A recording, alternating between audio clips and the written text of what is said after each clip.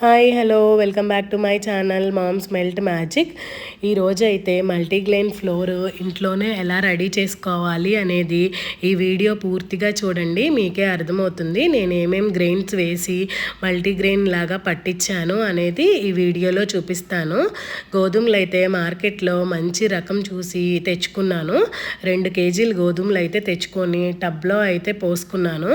మంచిగా నీళ్ళ కింద పెట్టి బాగా నలుపుకొని ఏదన్నా డస్ట్ ఉన్నా కానీ గాలిచ్చుకొని శుభ్రంగా 4-5 సార్లు అయితే నీళ్లు వంపుకొని అయితే కడుక్కున్నాను అనమాట.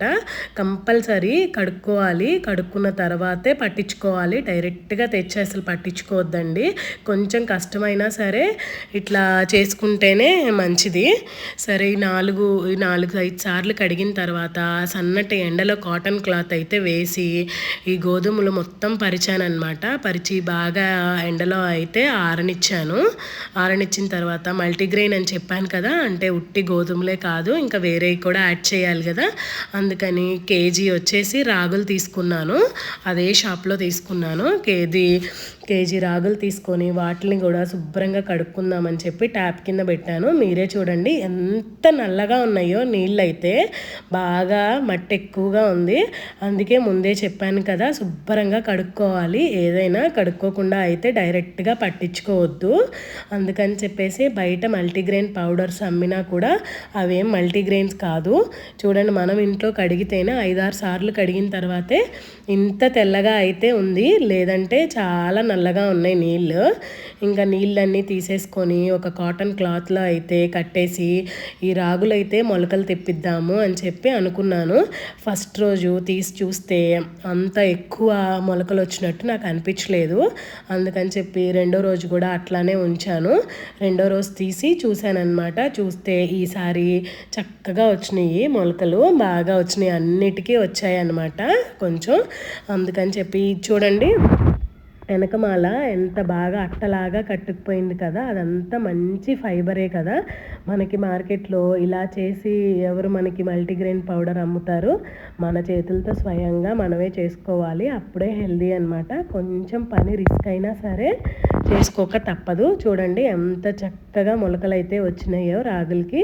ఇవి కూడా ఎండలో గోధుమలాగా 4 రోజులు అయితే సన్నటి ఎండలో అయితే పెట్టుకున్నాను. ఇట్లాగా కొంచెం బాగా ఎండిన తర్వాత ఇలా టబ్బుల్లో వేసి అయితే పెట్టుకున్నాను.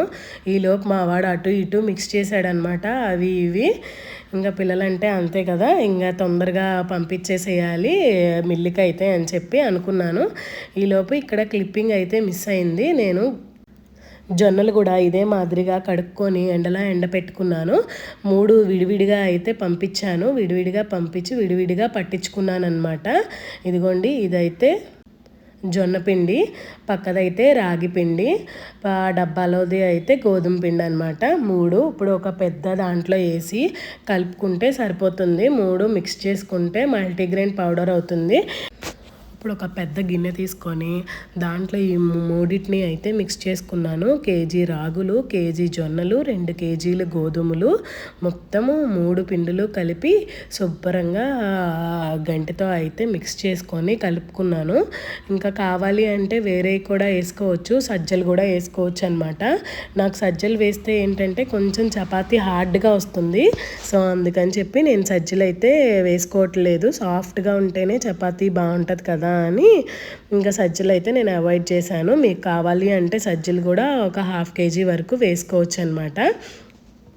ఈ 3 ఒక పెద్ద గిన్నె తీసుకొని చక్కగా 3 పిండిలు దాంట్లో వేసేసుకొని అయితే గంటతో పైకి కిందకి మొత్తం కలిపేసుకున్నాను. చక్కగా కలిసిపోయిన తర్వాత ఒక డబ్బాలో అయితే స్టోర్ చేసుకున్నాను. ఇది 2 నెలల వరకు స్టోర్ చేసుకోవచ్చు. చాలా ఫ్రెష్గా ఉంటుంది, చాలా సాఫ్ట్గా అయితే వస్తాయి చపాతీ. మీరు ఎప్పుడైనా ఇలా ట్రై చేశారా? ఇలా ట్రై చేయకపోతే ఇంట్లోనే మల్టీగ్రెయిన్ చాలా ఈజీగా హెల్దీ వేలో చేసుకోవచ్చు అనమాట. ఈ వీడియో చూసి మీరు చాలా చక్కగా చేసుకోవచ్చు. బయట తెచ్చుకునే పౌడర్స్ కన్నా మనం ఇంట్లో రెడీ చేసుకుంటే చాలా మంచిది.